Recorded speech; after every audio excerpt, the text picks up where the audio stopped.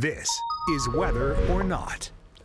Happy Thursday and welcome into Weather or Not. I am WMBF Chief Meteorologist Jamie Arnold. And I'm meteorologist Andrew Dockery. Obviously a lot to talk about. Yes. Weather might be calm per se, but we are still talking about those wildfires, and we'll get to that here in just a couple of minutes.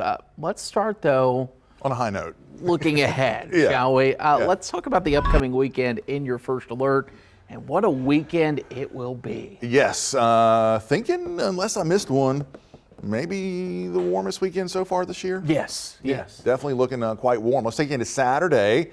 And once again, we're back to a busy weekend of events. We've got Springfest 2025. What is that? That's down over there in the convention center, not the Myrtle Beach Convention Center, but there's one near Arrowhead Road. But Yeah, okay. 100 vendors, food trucks. Ooh. Just type in Springfest 2025. I didn't know it existed, but apparently it does. Love it. The Waccamaw Sportsman Expo, Yeah. Fisherman, Hunter.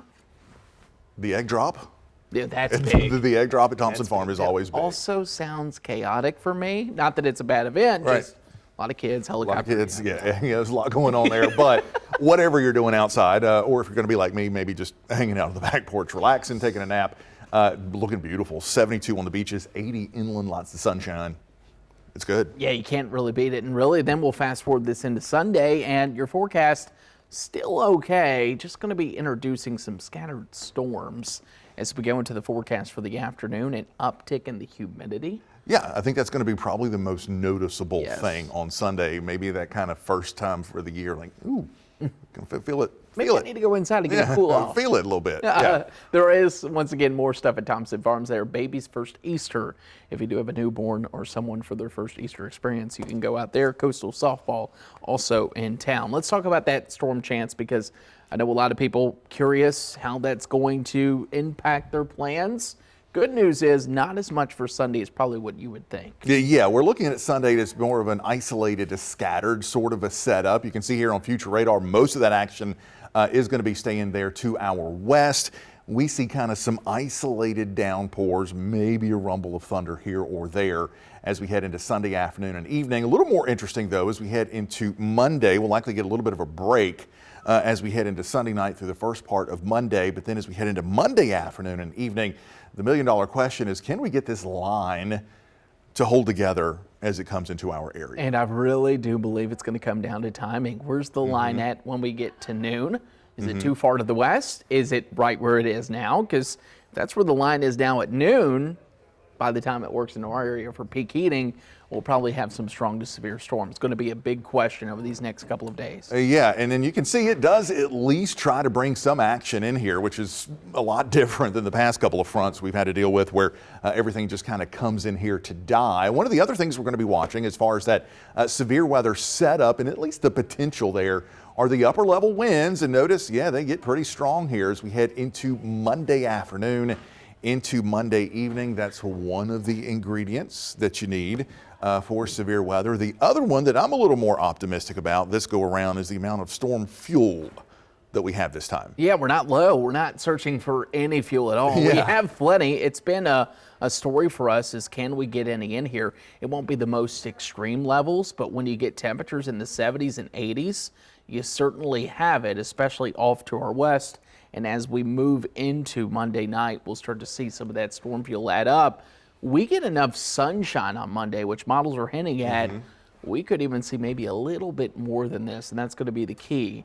How long does that storm fuel want to linger? Yeah, bottom line is we still kind of have that general risk for some isolated severe storms across the Carolina. Storm Prediction Center holding firm, maintaining that level 2 risk across the area heading into the day on Monday. Level 2 risk around here, fairly common.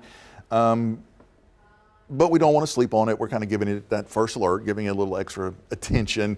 Nothing to go crazy about at this point. But again, it's late March. Yeah, and the good news about it too, this is Monday. We have all weekend with data coming in. We'll know more by tomorrow, but just know to stay with us. And of course, we'll keep you posted if for some reason it does uptick when it comes to our severe weather threat. You want to go coast to coast to talk Let's about do the it. wildfires that are happening? Let's start here at home. The wildfires Yeah, there's a lot of them, and I'll be honest with you, it's hard to keep up with what's what. It's hard to keep up with what's what. It's hard to keep up also with the numbers. By the time you're watching this, all of those fires in the Western Carolinas probably going to be bigger. Yes. We've got the Polk County Fire Complex, which is actually 2 or 3 fires there in western North Carolina. That one now up to 5,700 acres. We've got the Table Rock Fire at 4,500 acres, and then not far from that is the Persimmon Ridge Fire at 1,500 acres. Those are the 3 big ones. Those are the ones you've probably seen the video from. Those are the ones that are, once again, going to be some big time issues, even as we head well into the weekend. Let's go to Table Rock. We'll take you there first. This is the one that I'm seeing a lot from, especially smoke video coming from Pickens County. Yeah, you'll notice this is estimated now, like we said, 4,500 acres. And we actually have the live camera we've been taking through there. A lot of smoke, a lot of smoldering. And once again, keep in mind, none of this at the time of this recording contained. Yeah, still 0% spreading. contained. And the wind spreading that smoke down into Greenville and Spartanburg, even Columbia, even a little bit of that haze and smoke in the upper atmosphere, making it all the way into parts of the PD yesterday. And we may see that again today. And you can see that kind of hazy look there in and around Greenville, South Carolina, there in the upstate because of that smoke. All right, let's take it to the next one. This is the Persimmon Ridge Fire.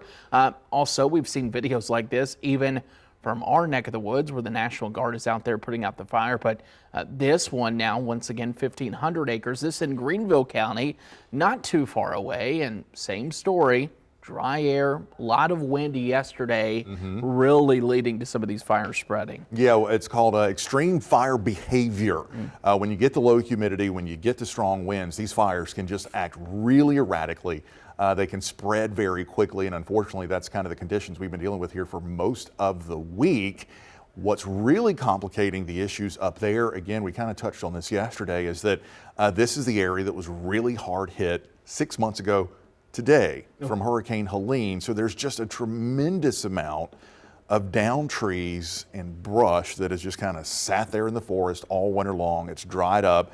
1, it's burning. 2, it's also blocked a lot of the fire access roads, sort of trails that you would normally take into the mountains to fight some of these fires are still blocked from down trees. So it's just a really complicated issue. Yeah, fire issues continue. Let's take you over to Black Cove. We got videos of everything. I saw a lot of these coming in from the nighttime scene, and a lot of these getting out of hand with evacuations. This is in Polk County. This is the one you said, the complex, because multiple fires in this area. Yeah, and this one now taking the highest priority in the country as far as helping to fight this fire because it is so large. This one, I believe, if I have my facts straight, was sparked by a down power line. Yes. A couple days ago, winds blew down a power line, you get a spark, and here we are, 6,000 acres later. And the last fire that is happening, at least in the western portion of the Carolinas, correct me if I'm wrong, is it Swain? Okay, good. I was about to say, if not, I feel really bad. Wildfire burning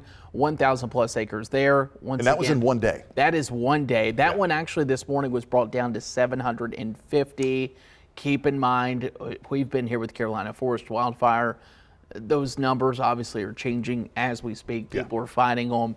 It's really hard with the information, but I will say kudos to both the Forestry Commission, the National Guard, the first responders. Could you imagine too, and I saw a couple of people tweeting about it, you're in the mountains of North Carolina or even up in the upstate, and you see multiple plumes around you from all the wildfire. It's nuts. That's really scary. And that fire there in Swain County, that's where you get, as bad as the Helene damage was, there around Greenville County into the upstate. You get up there north and west of Asheville, and that's where sort of the ground zero of Helene was. So just a really awful 6 months there for those people in the Western Carolinas. Well, between the ongoing drought for the Carolinas and also the wildfire threat, lower humidity today, we really need some rain. Desperately. Bad news is it's not going to come in as we go coast to coast for your Friday. However, we talked about the weekend. It certainly will. Let's start with the southeast, shall we? You'll notice fair weather clouds going to be streamlining for us. There's rain, but it's going to be out across portions of Louisiana and Arkansas, starting to get its act together. A couple of those showers from a weak little disturbance, but still in the areas that need the rain, not happening tomorrow. Yeah, but we do start to see a big warm up. We had that little cool down today. Notice tomorrow, though, 70s and 80s widespread all across the Carolinas, and we'll see that warmth carry us all the way through the weekend, as we showed you a couple of minutes ago. Let's take you off to the northeast, and they are picking up some rain there across parts of Ohio into West Virginia. Otherwise, plenty of clouds. No real big weather makers, just kind of a gloomy Friday there again, Ohio, Pennsylvania, and into New York, along with some cooler temperatures, but for this area, not terrible. Yeah, not bad at all. We're talking temperatures in the 40s and 50s. They'll deal with that for this time of year. Get into some 60s as you go up there to the capital, Washington, D.C., sitting at 66. All right, let's take you out to the Midwest, and as we do so, a lot of clearing when it comes to the clouds across Nebraska, even Iowa. You'll notice some snow showers as you're working up a little bit further, closer to International Falls. Some of the colder temperatures are associated there as well. Kind of a mixed bag, some clouds and rain up to the north, some snow, and yeah, let's play spot the warm front, shall we? Yeah. Temperatures as you go in, you can tell where that front's going to be moving through for Friday. Obviously, we'll continue to move north as we head into Saturday, but a big temperature gradient there, especially in Wisconsin, 53 all the way to the mid-70s across portions of the southwestern part of the state. And we appreciate Minnesota for a second. Right, look at that. 32 in Duluth, 73 in Minneapolis. And probably some 80s too down in the southwestern part. Yeah, tricky forecast up there with that kind of temperature gradient. We'll take you into the southwest. Hey, Texas, share some of the rain. They're going to be dealing with flooding issues as we head into the weekend with just sort of a persistent plume of moisture that's working into Texas. That's especially the Texas Hill Country down into the Gulf Coast, Houston to Lake Charles, down into Corpus. Going to be dealing with off and on rounds of showers and thunderstorms. Meanwhile, it's dry and quite warm for West Texas into New Mexico and the desert Southwest. Yeah, temperature sitting in the mid 80s. We're talking 86. There will be some 90s, even maybe some triple digits somewhere out there. We've had some yesterday. We'll likely have some even extended as we go into your Friday. Let's continue and finish up here on the West Coast. And as we do so, we were talking about some of the severe weather, not to mention also some of the rain, even snow in higher elevations. And yeah, a little bit of an atmospheric river effect here if you want to. We get a lot of moisture across the West Coast, not only for Friday, but for Saturday and Sunday as well. So certainly a wet weekend up in the Northwest. Also going to be a little bit cooler. 53, gloomy, dreary day in Seattle. A little bit better as you work to the south, Jamie. Yeah, climbing up into the 60s and LA 80s there in Palm Spring. And again, most of that showery and unsettled weather going to stay off to the north across the Pacific Northwest. All right, let's take it to our highs and lows. Our temperatures extreme. We've had both of these at some point. We had Big Bay when Jamie was over there on vacation up in Canada. Big Bay, Michigan making an appearance again. And Tacoma, we've had Tacoma once. Have we? I don't remember either of these. Again, maybe that was when I was gone for both of them. Any fun facts? No. No?